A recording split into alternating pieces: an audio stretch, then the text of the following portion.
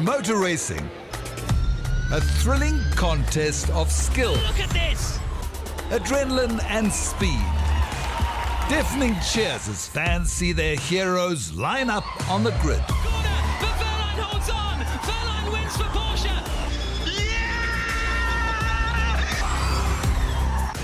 You might think this is a Formula One race, but it's much quieter, isn't it? A whine rather than a roar, and no smell of high-octane fuel.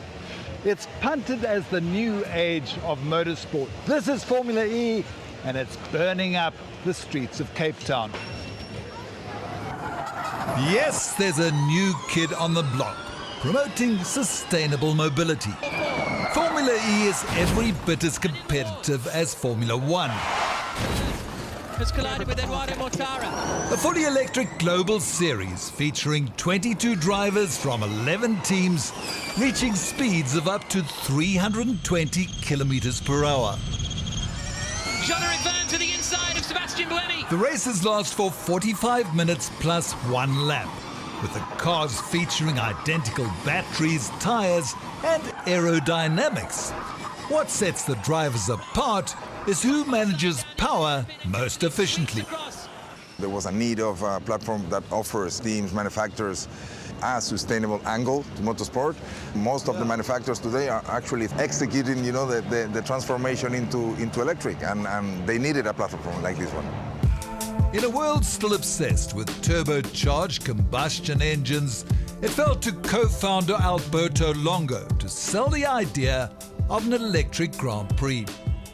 At the beginning, when we had no cars, no technology, no cities, no drivers, no teams, absolutely nothing, and then we needed to basically go and knocking at the doors of many different stakeholders or potential stakeholders. Then today, we are broadcasted in more than 150 countries, followed for more than 50 million people. Now in its 9th season, Formula E hit the streets of Cape Town last weekend. When I first met Alberto Longo, I said to him, Alberto, I promise you we're going to give you a top 3 race on your global calendar. That was a very bold statement.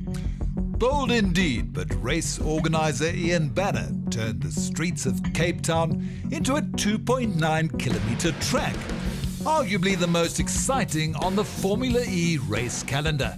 We've got 98 million rand of capex, these beautiful fences and barriers that you see, 12 garages, 5 bridges, 17,000 grandstand seats. And then the race itself, it's a very small amount compared to Formula One.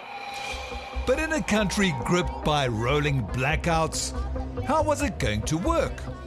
We are fully autonomous to all the critical areas of the championship, like race control, like charging the cars, like TV broadcast.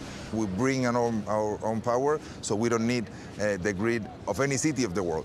Evans is through with a 1 minute 8.4. This is the fastest ever circuit we've had in Formula E.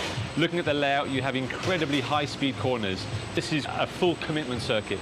There's no room for error. There's concrete walls on either side. And as if the 12-turn track isn't challenging enough, there's also the car's engineering to master. Something Jaguar's South African-born team principal James Barclay knows all too well. Our challenge here in Formula E is to ultimately win a motor race, but how we do it is by being as efficient as we can. We have a power limit in Formula E, 350 kilowatts of maximum power.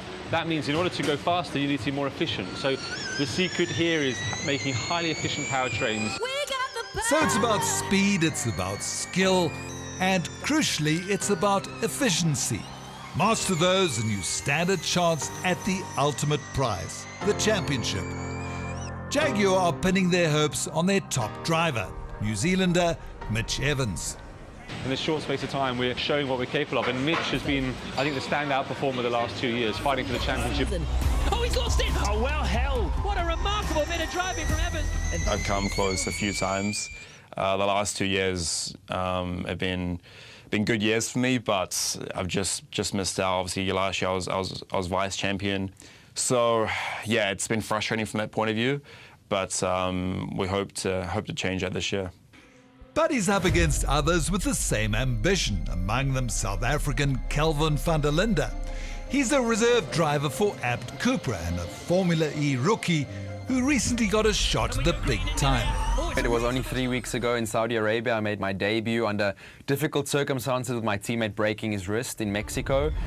Robin Freitz is out by the looks of things. With a background in traditional racing, 𝗀𝗏 has had to adapt. Compare the racing you've done in the past with what you're doing now. I'm used to the loud V8 engines behind me. You know, you have to activate different senses in your body. In the past, we had obviously the sound, and now you're a bit more reliant on the vibrations through the ground. So it's interesting, and it's a bit of an adaptation. I've been going from strength to strength, having the opportunity to be here in Cape Town for my home race. I was keen to test the dreaded track myself, but did it by more conventional means. Yo!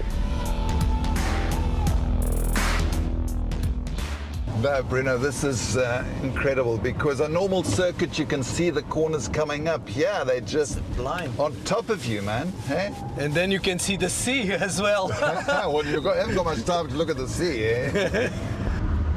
Wow, this has got more twists and turns than Chapman's Peak on overdrive, I can tell you. To determine who starts where in the big race, the drivers compete in what is known as qualifying. With just hours to go before the main event, we caught up with 𝗀𝗏. You got your steering wheel ready. Sure, I feel honored to even hold this. These are not paddles like everyone would think like in Formula 1. It's not for shifting up and down. We only have one gear. These are used to activate different modes in the car. So it's 6 different paddles, a lot going on. I've got an engineer talking in my ear pretty much 24/7. So I don't know how you handle it. I don't know either. I'm still figuring it out. Yeah, everyone's prepped, ready. The team's done a great job. But qualifying dealt 𝗀𝗏 and his team a sucker punch. Breaking news, some really disappointing news, in fact. Mahindra have withdrawn both theirs and the 𝗶𝗵𝗶𝗴𝗶 cars from today's race. After breaking down, he was out of the race, dashing hopes of a South African podium finish.